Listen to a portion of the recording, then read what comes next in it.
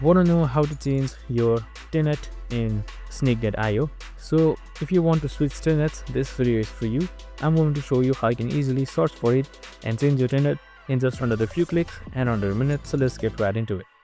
Now first things first, just simply open up your Snyk.io website and you should be right here, add.snyk.io, and then make sure you are logged in as well. So we have also created various videos regarding Snyk, which is available on our channel, so make sure to watch it. Now switching your tenant is super simple. Tenant or your tenant ID. On the left side you should be seeing your profile with various menus right here. Again, just simply select that and your tenant should be given on top. Now in order to change it, you can just simply select this double arrow icon which says switch tenant.